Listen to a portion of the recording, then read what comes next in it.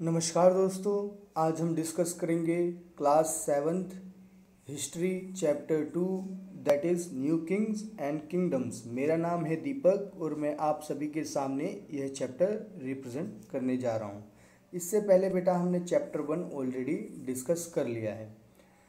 मैं आपको बता दूं किंग्स क्या होते हैं, जो राजा होते हैं, और किंगडम्स जहाँ पे वो राज कर रहे होते हैं, और एम्पायर क्या होते हैं, बहुत बड़ा मतलब बहुत सारे किंगडम को मिला के क्या बन जाता है आपका एम्पायर। तो ये आपको ध्यान में रखना है। डायनेस्टीज़ क्या होती है, देखो डायनेस्टीज़ के बारे में मैं आपको बता दूँ, ये वर्ड है डायनेस्टीज़। अब डायनेस्टीज़ क्या होती है, जैसे मौर्य डायनेस्टी की बात करें, चंद्रगुप्त मौर्य ने बनाई, उसके बेटे बिंबिसार आए, फिर उसके बेटे अशोका आए, तो ये लंबी एक क्या चली, पीढ़ी चली, तो ये क्या हो गई, एक डायनेस्टी हो गई। ये आपको समझ लेना है। Many new dynasties emerge after 17th century. 17th century के बाद बहुत 7th सेंचुरी के बाद बहुत सारी डायनेस्टीज आई इंडिया में, इंडियन सब कॉन्टिनेंट। अब इंडियन सब कॉन्टिनेंट क्या होता है बेटा, वो भी मैं आपको बता दूं। इंडियन सब कॉन्टिनेंट में कौन कौन आ जाता है, जैसे आपका पाकिस्तान भी आ जाता है, आपका बांग्लादेश भी आ जाता है, नेपाल भी आ जाता है, आपका भूटान भी आ जाता है, श्रीलंका भी आ जाता है। तो ये सारे क्या हैं, ये इंडियन सब कॉन्टिनेंट के पार्ट ही हैं। बस आपको इतना ध्यान में रखना है इंडियन सब कॉन्टिनेंट बोलते किसे हैं। अब हम जानने की कोशिश करते हैं the emergence of new dynasties. Emergence मतलब कैसे कैसे नई डायनेस्टीज़ आ रही थी, उन सब चीज़ों के बारे में हम जानने की कोशिश करेंगे। By the 7th century they were the big land holders, मतलब लैंड लॉर्ड्स बोलो, लैंड होल्डर्स बोलो, है ना। 17th सेंचुरी में देखेंगे आप बहुत बड़े बड़े लैंड होल्डर्स, लैंड लॉर्ड्स आपको देखने को मिलेंगे, जो कि वॉरियर चीफ भी होते थे in different region of the subcontinent. मतलब इंडिया के अलग अलग रीजन में आपको ये लोग देखने को मिलेंगे। Existing king often acknowledge them as as their subordinate और सामंता। मतलब ये क्या होते थे, देखो ये जो किंग होते थे ना, उनके सामंताज होते थे। सामंताज मतलब जो किंग की देख रेख करते थे, तो किंग की जो देख रेख करते थे और कुछ किंग को एडवाइस करते थे, तो किंग खुश हो जाता था और इनको कुछ लैंड ग्रांट कर देता था, कुछ पैसे ग्रांट कर दिए। तो ये क्या हो जाते थे, इनको हम बोलते हैं सामंताज। तो ये किंग के सबॉर्डिनेट होते थे। अब धीरे धीरे ये क्या हो गए, धीरे धीरे जब किंग ज़्यादा खुश होते, ज़्यादा ज़मीन धीरे धीरे इनके पास ज़्यादा ज़मीन आती गई, ज़्यादा पावरफुल होते गए, है ना। तो ऐसे करके इन्होंने क्या किया, राजा से भी ये लोग कभी कभी क्या कर लेते थे, चैनल ले लेते थे। जैसे अपने आप को इन्होंने कभी कभी महासामंत बोलते थे, महामंडलेश्वर, ऐसे ऐसे नाम रख लेते थे। तो ये सारी चीज़ें देखने को मिलती है। अब लेकिन क्या होता था, जैसे इन्होंने एक इंस्टेंस बताया हुआ है, one such instance was that the Rashtrakuta in Deccan initially they were the subordinate to Chalukya of Karnataka. मतलब जो राष्ट्रकूटा थे वो क्या किसके सबोर्डिनेट थे, चालुक्य के। सबोर्डिनेट मतलब सामंताज हुए ना, उसके सबोर्डिनेट थे इन मिड 18th सेंचुरी। लेकिन 18th सेंचुरी में दंत दुर्ग और राष्ट्रकूटा चीफ, जो राष्ट्रकूटा था ना उसके चीफ कौन थे, दंत दुर्ग। उन्होंने क्या किया, over through Chalukya overload and perform a ritual. अब इन्होंने क्या किया, जो चालुक्य थे ना उनको हरा दिया। राष्ट्रकूटा ने मतलब चालुक्य को हरा दिया। राष्ट्रकूटा मैंने बताया ये सामंत थे, है ना, पहले राष्ट्रकूटा के अंडर काम करते थे, लेकिन अब इन्होंने क्या कर दिया, ये चालुक्य को हरा के और एक रिचुअल परफॉर्म किया जिसका नाम था हिरण्यगर्भा। इसका मतलब गोल्डन वूप भी इसे बोलते हैं। अब रिचुअल परफॉर्म करने के बाद ये किसकी मदद से रिचुअल परफॉर्म करेंगे, ब्राह्मण की मदद से, ऑब्वियसली सी बात है। तो लेकिन ये बर्थ से तो अपने क्षत्रिय नहीं थे, लेकिन रिचुअल परफॉर्म करने के बाद ये क्या बन गए, अपना ब्राह्मण इन्होंने बना लिया अपने आप को। ये फर्स्ट केस आपने देखा, सामंत कैसे उन्होंने अपनी डायनेस्टी तैयार करी, मतलब अपना किंगडम तैयार किया। और दूसरा भी हम देखने की कोशिश करते हैं। देखो, man from enterprising families use their military skill and carve out kingdom. For instance the Kadamba Mayura Sharma and Gurjara Pratihara, ये इनके बारे में भी बताते हैं। इन्होंने भी क्या किया, एक अपना किंगडम स्टैब्लिश कर लिया। ये भी सामंत ही थे, इन्होंने भी अपना किंगडम स्टैब्लिश किया। जैसे एक कर्नाटका में कर लिया, एक ने कहाँ कर लिया, राजस्थान में। जैसे जो गुर्जारा प्रतिहारा थे उन्होंने राजस्थान में कर लिया, है ना। इस तरीके से इन्होंने बताया हुआ है। अब एडमिनिस्ट्रेशन इन किंगडम, अब किंगडम में एडमिनिस्ट्रेशन कैसा था उसके बारे में भी हम जानने की कोशिश करेंगे। Many of this new kingdom adapted high sounding titles such as, बहुत सारे किंगडम जो होते थे अपने आप को बड़ा बड़ा नाम देते थे। जैसे हमने पिछले चैप्टरों में भी ऑलरेडी काफ़ी कुछ पढ़ा है, जैसे महाराजा धीराज जिसको हम बोलते हैं ग्रेट किंग, ओवरलॉर्ड किंग, है ना। और फिर त्रिभुवना चक्रवर्ती, जैसे तीनों लोगों के विजेता, ये सारी अपने आप को टाइटल दे देते थे। एंड सो ऑन, अलग अलग टाइटल ये लोग देते थे। How ever in spite of such a claim they often shared power. अब ऐसे देखो, ऐसे बड़े बड़े क्लेम करने के बाद भी इन्हें अपनी पावर शेयर करनी पड़ती थी। किसके साथ शेयर करनी पड़ती थी? वहाँ के समंता होते थे, क्योंकि वो भी पावरफुल हो चुके हैं। और फिर पीजेंट, ट्रेडर, ब्राह्मण, ये सारे क्यों करने पड़ते थे? क्योंकि इनको यहाँ से क्या मिलता था? रेवेन्यूज़ मिलता था। अब रेवेन्यूज़ क्या होता था? देखो, कोई भी किंगडम चलाना है तो आपको रेवेन्यू चाहिए, रिसोर्सेज चाहिए। तो रिसोर्सेज के लिए लोग किस पे डिपेंड होते थे? ये सारी चीज़ों के लिए उनको पैसा चाहिए, फूड चाहिए, ये सारी चीज़ें इनको चाहिए ना। तो इसके लिए ये लोग इनके ऊपर डिपेंड रहते थे। तो अब इन्होंने बताया हुआ है 400 टैक्स। इन्होंने बात करी है, एक चोला जो रूल करते थे तमिलनाडु में, वहाँ पे 400 टाइप के टैक्स देखे जाते हैं। तो ये चीज़ इन्होंने बताई है। अब देखो, these resources were use to finance the kings. अब मैंने बताया ना, ये जो टैक्सेस ये कलेक्ट करते थे वो किस लिए करते थे? ताकि किंग्स को हो सके फाइनेंशियल इस्टेब्लिशमेंट उनकी बनी रहे। As well for the construction of temple और फोर्ट्स, किले बनाने हो, टेम्पल बनाने हो, उसके लिए भी। They were also use to fight wars, ये इसके फाइट के लिए भी यूज़ करते थे ये सारे taxes. Which were turn in expected to lead the acquisition of wealth in the form of plunder and excess the land as well as trade route. यहाँ से अलग अलग तरीके से ये लोग क्या करते थे? पैसे वसूल करते थे। तो यही सारी चीज़ें हैं, आपको पता होनी चाहिए।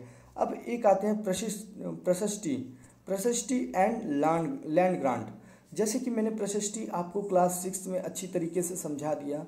कोई भी जो राजा होते थे ना, राजा जो अपने बारे में क्या करते थे, एक बुक लिखवाते थे और बड़ी बड़ी अच्छी अच्छी बातें करवाते थे, है ना। कोई जो उनका होगा सामंत, जिसे हम बोलते हैं, जो कोर्ट में बैठता होगा ब्राह्मण, वो क्या करता था कि राजा के बारे में बड़ी बड़ी बातें, अच्छी अच्छी बातें ये लोग लिखवाते थे। उसे ही हम क्या बोलते हैं? प्रशस्ति। और ये प्रशस्ति जरूरी नहीं है वो सही हो, है ना। जैसे वो अपने आप को लिखवाना पसंद करते थे, मैं वैलियंट हूँ, विक्टोरियस वॉरियर हूँ, ऐसे ऐसे बड़े बड़े नाम अपने आप को देते रहते थे। जैसे इन्होंने बताया है ये नागभट्टा के बारे में एक प्रशस्ति देखने को मिलती है, जो कि ग्वालियर मध्य प्रदेश में है। वो क्या बोलते हैं, ये जो किंग थे, इन्होंने हर जगह अपना ये सारे जितने भी आपको दिख रहे हैं ना, सिंध, उड़ीसा, ये सारे कलिंग वगैरह, इन्होंने क्या किया? इनके आगे घुटने टेक दिए। तो ऐसी ऐसी प्रशस्ति देखने को मिलती है। अब किंग ऑफन, अब देखो मैंने बताया लैंड ग्रांट। अब किंग क्या करते थे?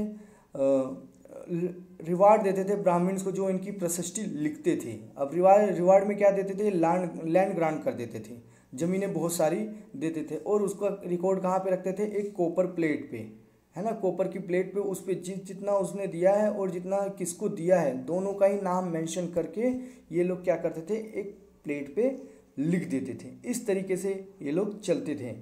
तो अनयूजुअल, देखो अब ऐसा नहीं है सभी जो ब्राह्मण्स होते हैं वो प्रशस्ति में प्रशंसा ही करते रहते थे। एक आधा केस हमको यहाँ पे देखने को मिला है, जो कि कश्मीर में कल्हाना डायनेस्टी का। तो वहाँ पे डॉक्यूमेंट जो इंस्क्रिप्शन हमें मिली है ना, वहाँ पे बताते हैं कि वो जो किंग है ना, उसकी काफ़ी क्या कर रहे हैं? क्रिटिसाइज़ भी कर रहे हैं, है ना। देखो प्रशस्ति, ये क्रिटिकल व्यू अपने अबाउट दे रहे हैं, किसके बारे में? रूलर की पॉलिसीज़ के बारे में। तो मतलब ऐसा नहीं है सभी प्रशंसा ही करते रहते। कुछ एक आधे केस हमको ऐसा देखने को मिलता है। और ये प्रशस्ति ज़्यादातर संस्कृत में लिखी जाती थी, है ना। ये सारी चीज़ें आपको देखने को मिलती हैं यहाँ पे। अब हम आ जाते हैं नेक्स्ट टॉपिक पे, that is warfare from for wealth. मतलब वॉरफेयर हो रही है किसके लिए? वेल्थ के लिए। You may have notice that each of these ruling dynasty was based in sacrifice specific region. मतलब ये जितनी भी डायनेस्टी है ये एक स्पेसिफिक रीजन में ही क्या करती है? बिलोंग करती है। इनके ज़्यादा बड़े रीजन नहीं होते, एक जितना इनका रीजन है उतने में ही रहते हैं। At the same time they try to control other area. अब लेकिन ये क्या करते हैं? वो क्या सोचते हैं कि हमको दूसरा एरिया कैसे मिल जाए, तो ये उसके लिए भी लड़ाई करते रहते हैं। One particular prized area was in the city of Kannauj in Ganga valley. अब यहाँ की बात कर रहे हैं, देखो, for the century ruler belonging to Gurjara Pratihara Rashtrakuta and Palukya dynasty fought for the control of over Kannauj. अब जिस पे जो पाला डायनेस्टी थी ना, पाल डायनेस्टी जिसे हम बोलते हैं, उन्होंने लड़ाई करी किसके लिए? कि वो कन्नौज पे क्या कर सके? अपना रूल कर सके। Because there were 3 parties. वहाँ पे क्या थी? 3 पार्टीज थी, तो उसे हम ट्राईपार्ट स्ट्रगल भी बोलते हैं। उन्होंने क्या किया? आपस में कन्फ्लिक्ट हो गया था, तो इन्होंने इसका फ़ायदा उठा के उस पर क्या कर लिया? अपनी विक्ट्री उसको जीतने की कोशिश करी। तो ये सारी चीज़ें होती थी। अब जैसे इन्होंने एक चीज़ बताई है, जैसे सुल्तान होते थे, एक जैसे मैंने बताया ना आपको कि लोग क्या करते थे? एक दूसरे पे ये क्या करते थे? जीतने की कोशिश करते थे। तो सॉरी, देखो अब हम और थोड़ा और जानने की कोशिश करते हैं। As well we see ruler also try to demonstrate their power and resources by building large temples. अब रूलर क्या करते थे? अपनी पावर दिखाने के लिए बड़े बड़े बिल्डिंग्स बनाते थे, बड़े बड़े टेम्पल्स बनाते थे, है ना। और अटैक भी करते थे अनदर एक दूसरे के किंगडम पे, और उसको हथियाने की कोशिश करते थे, मतलब उन पे रूल करने की कोशिश करते थे। ये सारी चीज़ें हमें देखने को मिलती है। यहीं पे एक एग्जाम्पल दिया है जो कि सुल्तान होते थे, कहाँ? सुल्तान मोहम्मद गजनी, जो कि अफ़गान के सुल्तान होते थे। इन्होंने 1997 से लेकर 1030 तक रूल किया था। और ये central Asia, Iran, north western part of the सब कॉन्टिनेंट के क्या थे? ये लोग रूलर थे। ये यहाँ के क्या थे? रूलर थे।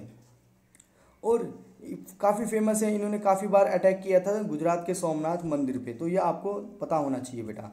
अब एक चीज़ और यहाँ पे आती है, देखने को मिलती है आपको। मोहम्मद गजनी की बात करते हैं। Mohammad Ghazni carried away used to create splendid capital city at Ghazni. He was instead interested in finding more about the people conquered. अब वो देखता था कैसे लोगों को जीता जाए, मोहम्मद गजनी, और वो अलग अलग तरीके से मतलब करता रहता था, लूटता रहता था। वो सारी लूट मार इसने क्या करी? अपने एक स्कॉलर को बोला, अल बुरूनी जिसका नाम था, कि भाई ये सारी चीज़ें जो मैं कर रहा हूँ वो लिख दे। तो अल बुरूनी ने किताब लिख दी, किताब हिंद। तो ये किताब अल हिंद, ये आपको ध्यान में रखना है बेटा, बहुत इंपॉर्टेंट है। अब जो other king who engaged in warfare including the Chahamanas मतलब जिसे आज हम चौहानाज बोलते हैं ना। चाहमनाज, पहले इन्हें हम चाहमनाज बोलते थे, अब चौहानाज हो गए। तो who ruled over the region of Delhi and Ajmer. इन्होंने कहाँ रूल किया था? दिल्ली और अजमेर में। They attempt to expand their control to the west and the east. इन्होंने क्या किया? अपना कंट्रोल एक्सपैंड करने के लिए वेस्ट और ईस्ट में काफ़ी लड़ाइयाँ लड़ी। दे वर अपोज्ड चालुक्य ऑफ गुजरात। इनको अपोजिशन भी मिला, जो कि इनको नहीं फैलने दे रहे थे। कौन थे वो? Chalukya of Gujarat and Gahadavalas of western Uttar Pradesh. ये सारी जगह पे इनको देखने को मिल रहा था, अपोजिशन देखने को मिल रहा था। The best non Chahamanas ruler was Prithviraj 3। अब पृथ्वीराज जो 3 थे ना, वो बहुत ही ज़्यादा जाने जाते थे, जो कि आपको देखने को मिलेंगे 1168 से 1192 के बीच में। जिनको किसने हराया था? सुल्तान के मोहम्मद घोरी ने हरा दिया था। सबसे पहले तो इनको 1911 में सुल्तान ने उनको हराया, फिर 1990 मतलब कि पृथ्वीराज ने इसको मोहम्मद घोरी को हराया। लेकिन बाद में मोहम्मद घोरी ने 1992 में अगले साल ही किसको हरा दिया? पृथ्वीराज चौहान को हरा दिया। तो ये सारी चीज़ें हमें देखने को मिलती है। अब हम देखो यहाँ पे इस चैप्टर में हम बेसिकली अब हम डिस्कस करेंगे बेटा चोलास के बारे में। जैसे कि मैंने आपको फर्स्ट चैप्टर में बता दिया था कि सेकंड चैप्टर में हम किसके बारे में डिस्कशन करने वाले हैं, चोलास के बारे में। तो हम चोलास के बारे में थोड़ा जानने की कोशिश करते हैं। जैसे इन्होंने यहाँ पे लिखा हुआ है from Uraiyur to Thanjavur, Uraiyur to Thanjavur, इसका मतलब हम समझते हैं। देखो अब चोलास कैसे पावर में आए उसके बारे में हम जानने की कोशिश कर रहे हैं। A minor chiefly family known as the Mutharaiyar held power in the Kaveri delta. जो एक छोटी सी फैमिली थी, चीफली फैमिली थी, उसका नाम था मुटरैयार, जो कि कहाँ पे पावर रूल करती थी, कावेरी में। दे वर सबॉर्डिनेट टू पल्लवास किंग, और वो किसके सबॉर्डिनेट थे, पल्लवास किंग, जो कि कांचीपुरम में थे। अब विजयालया जो बिलोंग करते थे ancient chiefly family of the Cholas from Uraiyur. अब इन्होंने क्या किया, उन्होंने कैप्चर कर लिया डेल्टा रिवर का, जो कि मुतरैयर के पास था, तो मिडिल 9th सेंचुरी में। अब उन्होंने वहाँ पे क्या बना दिया, टाउन बना दिया, टाउन ऑफ थंजावुर। एंड वहाँ पे उन्होंने एक टेम्पल भी बनवा दिया, जो कि गॉडेस निशुम्भ सुदिनी, वहाँ पे इन्होंने ये टेम्पल भी बनवा दिया। तो आपने पता किया, देखो कैसे हुआ। उरैयूर, जो उरैयूर के किंग थे, उन्होंने किसके ऊपर, जो चोलास थे ना उरैयूर, विजयालया, उन्होंने किसके ऊपर अटैक कर दिया, थंजावुर के पास, मतलब कावेरी डेल्टा जो जिनके किसके पास था, मुटरैयर, उनको अटैक करके ये एरिया ले लिया और वहाँ पे क्या बना दिया, एक अपने टेम्पल भी बनवा दिया, जिसका नाम है निशुम्भ सुदुनी देयर, जो गॉडेस है एक। अब धीरे धीरे क्या हुआ, सक्सेसर आए किसके, विजयालय के सक्सेसर आए, उन्होंने कंकड़ किया और भी अधिक रीजन को। धीरे धीरे विजयालय मतलब कौन, चोलास थे ना, तो उन्होंने काफ़ी अपना साइज बढ़ाया चढ़ाया, मतलब काफ़ी अटैक किए और लंबा अपना एरिया बढ़ाते चले गए। The Pandyan and the Pallavas territory to south and north were made the part of this kingdom. अब जो पांडव और पल्लवास थे, उनके सारी टेरिटरी इन्होंने हथिया ली, मतलब इन्होंने कैप्चर कर लिया। अब ये चोला तो बड़े हो गए, अब इनके पास काफ़ी ज़मीन आ गई। इनमें जो फेमस रूलर है ना, ये आपको ध्यान में रखना है, राजेंद्र वन और एक थे राजा राज और राजेंद्र वन। ये आपको दो रूलर आपको ध्यान में याद रखना है। राजा राज एंड उनके बेटे थे राजेंद्र वन। इन्होंने काफ़ी यहाँ पे एक्सपेंडिचर अपना बढ़ाया, मतलब एक्सपेंशन किया काफ़ी, और काफ़ी मतलब अपनी अच्छी नेवी भी डेवलप करी और काफ़ी लंबा एरिया अपना बनाया। इस तरीके से इन्होंने काम किया।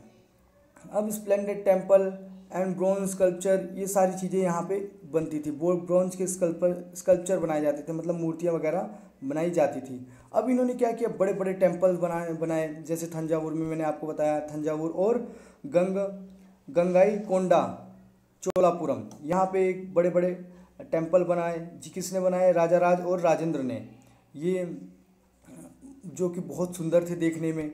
अब चोला टेम्पल, जी एक minute, Chola temple often become the nuclei of settlement which grew around them. अब जो चोला टेम्पल थे ना, वहाँ पे उन्होंने बड़ा बड़ा टेम्पल तो बना दिया, लेकिन उसके आजू बाजू में क्या हुआ, सेटलमेंट भी होने लगी। अब सेटलमेंट किसकी होने लगी, these were the centre of craft production, है ना, ये क्राफ्ट प्रोडक्शन का एक सेंटर भी बन गया। टेम्पल वो also endured with the land by ruler as well as by others the produce of this land. देखो अभी आपको धीरे धीरे चीज़ें समझ में आएंगी। अब ये जो लैंड थी ना, ये सारी मेंटेनेंस में रहती थी, मतलब इनके यहाँ पे कोई रहता था हमेशा, उसको कोई कंट्रोल करता था। ये बड़े बड़े टेम्पल, जैसे प्रीस्ट हो गए, गार्लैंड मेकर हो गए, कुक्स हो गए, स्वीपर हो गए, म्यूजिशियन हो गए, डांसर हो गए, ये सारे यहाँ पे रहते थे और यहाँ की जगह को क्या करते थे, अच्छा खासा प्रोटेक्ट करते थे।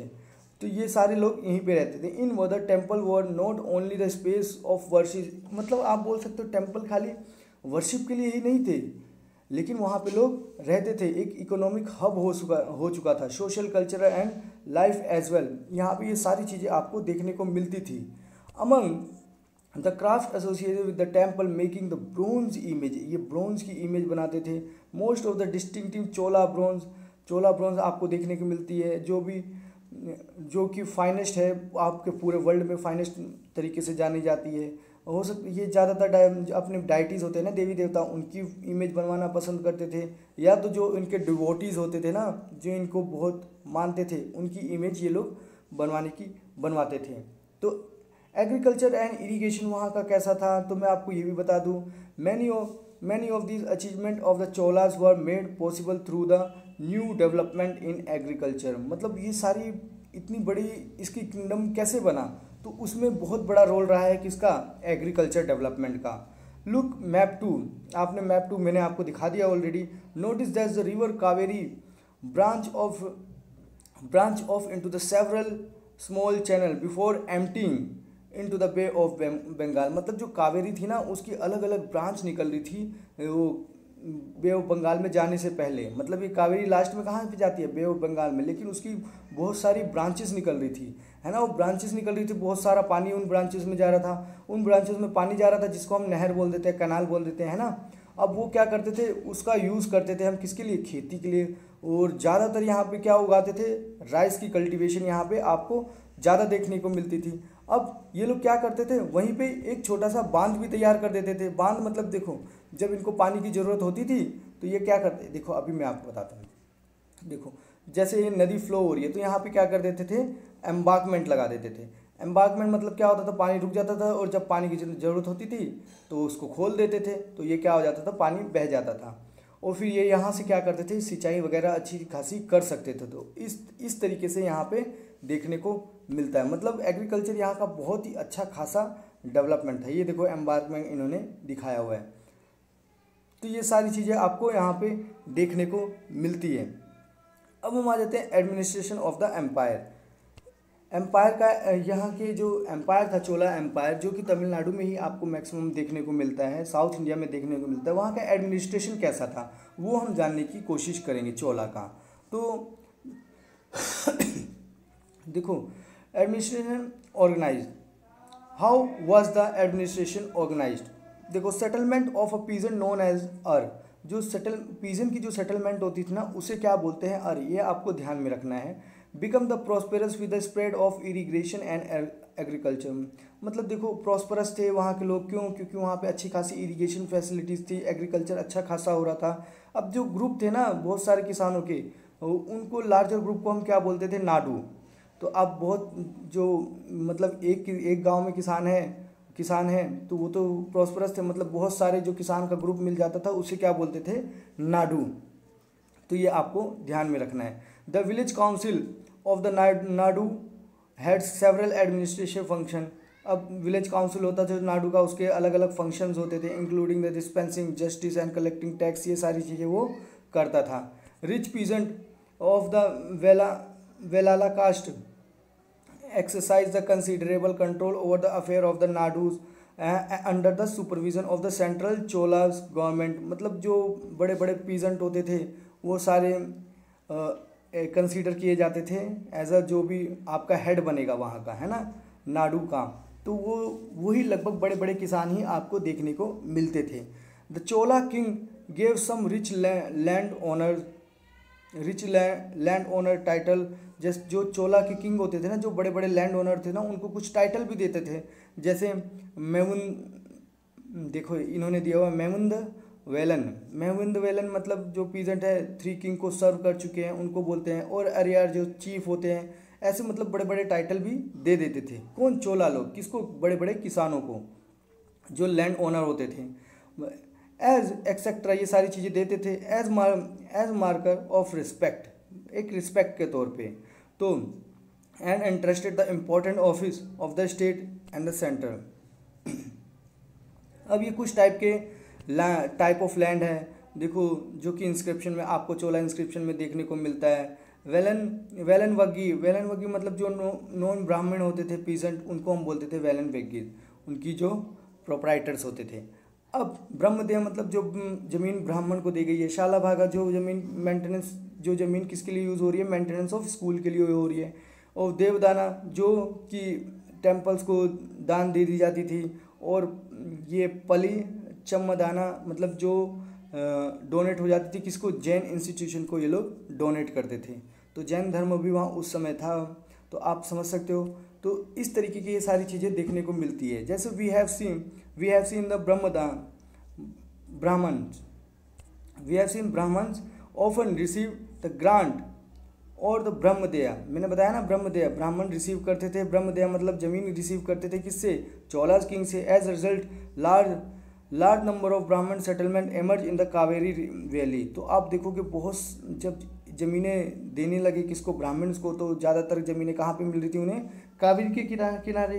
तो वहीं पे आपको देखोगे लार्ज नंबर ऑफ ब्राह्मण्स आपको वहाँ पे देखने को मिलते हैं। इसी तरीके से वहाँ पे क्या हो गए, वो सेटल हो गए। Each brahmadeya looked after by the assembly और सभा और प्रोमिनेंट ब्राह्मण लैंड होल्डर। ये सारी चीज़ें आपको देखने को मिलती है। सभी ब्राह्मण असेंबली को देखते थे, सभा को देखते थे, है ना। तो these assemblies work very efficient, और ये असेंबली जो होती थी बड़ी एफिशिएंटली अच्छी तरीके से काम करती थी। There decision were recorded in detail in inscription. उनके डिसीजन जो होते थे वो रिकॉर्ड किए जाते थे, इंस्क्रिप्शन में लिखे जाते थे। Often one stone wall of temple association of trade known as the नारावा also occasion perform the administration function in the town. तो ये सारी चीज़ें आपको बता रखी है, ये ज़्यादा इंपॉर्टेंट नहीं है, मतलब ये आपको इतना पता होना चाहिए, बहुत ही ज़्यादा इम्पॉर्टेंट थे। तो ये सारी चीज़ें आपको देखने को मिलती है। एक मिनट, आगे आ जाते हैं हम। अब यहाँ पे इंस्क्रिप्शन एंड टेक्स्ट के बारे में बताया हुआ है, ये ज़्यादा इतना इंपॉर्टेंट है नहीं। अब हम थोड़ा और चाइना, टैंग डायनेस्टी, चाइना के बारे में बताया हुआ है। टैंग डायनेस्टी चाइना में होती थी। टैंग डायनेस्टी जो कि 300 साल तक चली थी, जो कि जियांग रीजन में होता था, जो कि लार्जेस्ट सिटी है आज की सबसे बड़ी, है ना। ये सारी चीज़ें इन्होंने बताई हुई है, ज़्यादा कुछ है नहीं। अब हम आ जाते हैं थोड़े क्वेश्चन एंड आंसर पे भी डिस्कशन कर लेते हैं। जैसे कि मैंने आपको बताया बेटा, चैप्टर हमारा यहाँ पे ख़त्म हो गया। अगर आपको कोई भी डाउट हो तो प्लीज़ कमेंट सेक्शन में कमेंट करके आप मेरे से बोल सकते हो। तो कुछ क्वेश्चन के आंसर मैं दूंगा, कुछ क्वेश्चन के आंसर आपको खुद देना है। गुरजारा प्रतिहारा कहाँ पे आपको देखने को मिलते हैं, राजस्थान में देखने को मिलते हैं। राष्ट्रकूटा आपको कहाँ देखने को मिलता है, पालास कहाँ देखने को मिलते हैं, चोलास कहाँ देखने को मिलता है बेटा, ये आपको खुद बताना है। अब हम आ जाते हैं दूसरा question, tripart who was the party involve. 3 party मैंने बताई थी जो स्ट्रगल में इन्वॉल्व थी, उसका नाम बताना है आपको। अब ये आ गया आपका, what were the qualification necessary to become a member of committee sabha. तो देखो हाँ, ये क्वेश्चन का आंसर चलो इन्होंने पूछ लिया है, तो मैं आपको यहाँ पे बता देता हूँ कि ये सारी जो इंस्क्रिप्शन एंड टैंक्स, जो आपको एक मेंबर बनना है सभा का, तो आपको क्या क्या अंदर आपके अंदर क्वालिटी होनी चाहिए। तो ये सारी चीज़ें बता दें। All those who wish to become member of Sabha should be owner of the land, उसके पास ज़मीन होनी चाहिए, है ना। और लैंड रेवेन्यू भी उसके पास अच्छा खासा कलेक्शन होना चाहिए, खुद का घर होना चाहिए, उम्र ये होनी चाहिए 35 से 70 साल। फिर उसके बाद उसको वेद का नॉलेज होना चाहिए, एडमिनिस्ट्रेशन का अच्छा नॉलेज होनी चाहिए, ये सारी चीज़ें उसको पता होनी चाहिए, तो वो क्या कर सकता है, बन सकता है। तो ये सारी चीज़ें आपको बता रखी है, ज़्यादा कुछ नहीं है। और what were the 2 major cities under the control of the Chamanas. Chamanas मतलब चौहानाज के अंदर जो मैंने बताई थी, दिल्ली और अजमेर 2 मेन सिटी थी जो इनके अंडर में आती थी।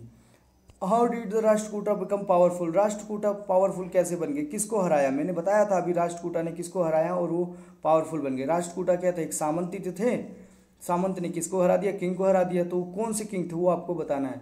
What did new dynasty do to gain acceptance. What new dynasties ने क्या क्या किया अपनी एक्सेप्टेंस के लिए, तो ये आपको बताना है क्या क्या करते हैं लोग। तो what kind of irrigation work develop in the Tamil Nadu region. कौन सा टाइप का इरिगेशन था, मैंने अभी अच्छी तरीके से इरिगेशन के बारे में वहाँ पे समझाया है, तो आपको बताना है। What were the activity associated in Chola temples. Chola temples में क्या क्या होता था, वो सारी चीज़ें आपको बतानी है। तो वो तो मैंने अच्छी तरीके से बता दिया बेटा। अब हमारा चैप्टर यहीं पे ख़त्म होता है बेटा। अगर आपको फिर भी कोई डाउट होता है तो प्लीज़ कमेंट सेक्शन में आप मेरे से कमेंट करके पूछ सकते हैं। तो आज के लिए इतना ही है। Thank you very much.